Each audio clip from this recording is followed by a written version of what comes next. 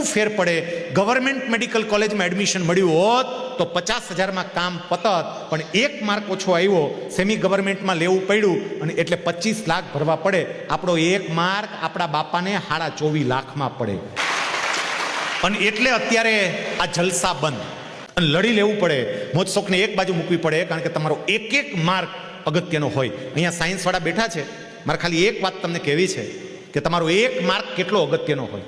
આમાં ઘણા કહે સાહેબ 1 માર્કમાં શું ફેર પડે? બહુ ફેર પડે સાહેબ. બી ગ્રુપવાળા સાહેબ સમજો, માની લો કે 550 માર્કે ગવર્મેન્ટ મેડિકલ કોલેજનું છેલ્લું એડમિશન થયું. તમને 549 માર્ક છે, ખાલી એક જ માર્ક ઓછો. પણ ગવર્મેન્ટ મેડિકલ કોલેજની છેલ્લી સીટ 550 માર્કે ભરાઈ ગઈ, તમને 1 માર્ક ઓછો હતો, એટલે તમને ગવર્મેન્ટ મેડિકલ કોલેજમાં એડમિશન મળ્યું નહીં, તમારે સેમી ગવર્મેન્ટમાં એડમિશન લેવું પડ્યું. એને કારણે ફેર શું પડે?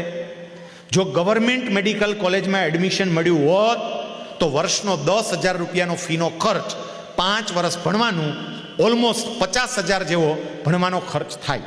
અને હવે તમારે સેમી ગવર્મેન્ટમાં લેવું પડ્યું, ત્યાં તો 4-5 લાખથી શરૂ કરીને 8-8, 10-10 લાખ સુધીની ફી છે. આપણે 5 લાખની સરેરાશ કાઢો, વર્ષના 5 લાખ ભરવા પડે, 5 વર્ષનો ગણો, 25 લાખ. આપણને એવું થાય 1 માર્કમાં શું ફેર પડે? ગવર્મેન્ટ મેડિકલ કોલેજમાં એડમિશન મળ્યું હોત તો 50,000માં કામ પતત, પણ 1 માર્ક ઓછો આવ્યો, સેમી ગવર્મેન્ટમાં લેવું પડ્યું અને એટલે 25 લાખ ભરવા પડે. આપણો 1 માર્ક આપણા બાપાને